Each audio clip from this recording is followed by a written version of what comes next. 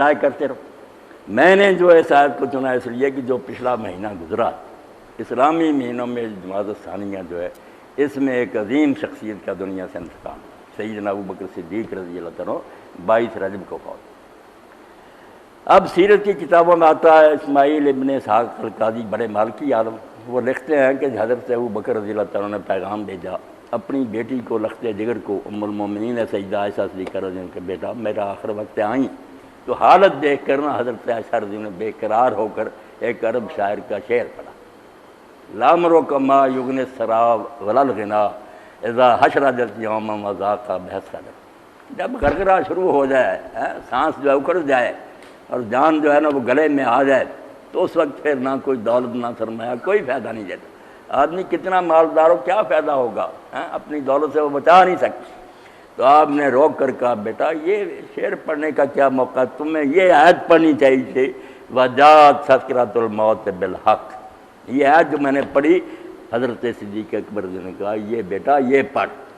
تو قرآن یہی کہتا کہ لوگ یہاں زندگی گزار رہے ہیں بالکل غافل بن کر گزار رہے ہیں، خبر ہے ہی نہیں کہ کمرہ امتحان میں بیٹھے ہوئے ہیں، پرچے کا وقت ختم ہو رہا ہے، اور جب پرچہ لے لیا گیا سوائے حسرت اور پچھتاوا کے موقع نہیں، یہاں کیا فیل ہو گیا پھر دوسرا امتحان دے لیا، یہ چلو نام ہی دے سکا کوئی اور کام کر لے گا، وہاں کیا بنے گا پھر، چیختا رہے گا کہ دوبارہ بھیجو۔ اللہ کہے گا اب تیری بکواس پر کون کان بھرے گا، کتنا سمجھایا تجھے۔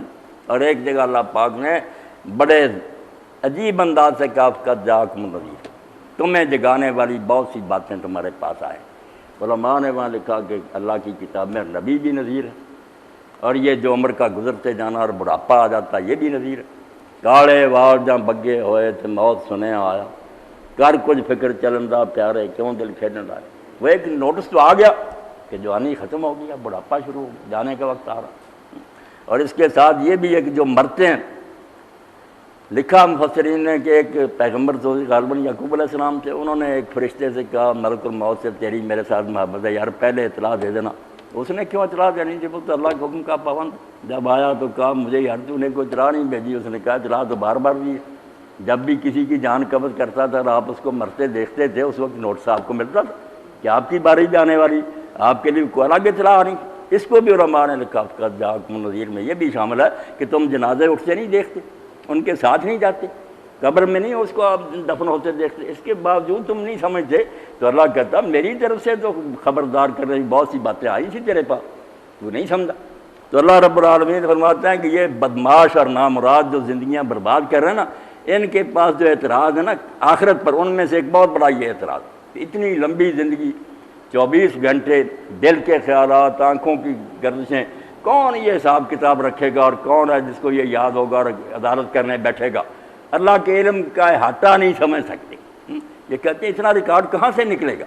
اللہ اس کا فرماتا ہے وَلَقَدْ خَلَقْنَا الْإِنسَانَ، انسان کو ہم نے پیدا کیا، ایک ایک لمحہ جب پیدا ہو کے میرے ہاتھوں سے نکل یا ہر لمحہ پیدا کر رہا ہوں۔ یہ ہم سمجھتے ہیں کہ انسان جو نا جیسے میز بن گیا، کرسی بن گئی یا عمارت بن گیا، وہ میوار ہے یعنی قائم ہے۔ یہی صوفیاء کرام نے سمجھا، اللہ ان پر رحمت کرے، کہ یہ بھی شرک ہے۔ تم نے استقلالی وجود سمجھ لیا کہ ہر چیز کا اپنا مستقل وجود ہے، خدا سے بے نیاز۔ بھائی کائنات اس طرح کی نہیں ہے کہ وہ کاریگر ہے اور یہ چیزیں بنی ہوئی ہے، خالق ہے، ہر لمحہ تخلیق کر رہا ہے۔ میں انگل بھی ہلا رہا ہوں تو وہاں سے کرنٹ آ رہا ہے، نہیں ہلا سکتا اس کے بغیر۔ اس کو تجدد امثال کہتے ہیں کہ لمحہ لمحہ خدا ساتھ ہے، ہر وقت نئی تخلیق کر رہا ہے۔ ایک مرتے ہو تم نیا پیدا ہوتا، اور وہ کہتے ہیں ہمارے ساتھ دکھا دیں گے کہ ہر گھڑی موت آتی ہے، نیا تو ساتھ پیدا ہوتا۔ اللہ پیدا کر رہا ہے، پیدا کرنے والا نہ جانے اپنی مخلوق، الا یعلم من خلق، جو پیدا کرتا ہے وہی نہ جانے کہ میں کیا بنا رہا ہوں۔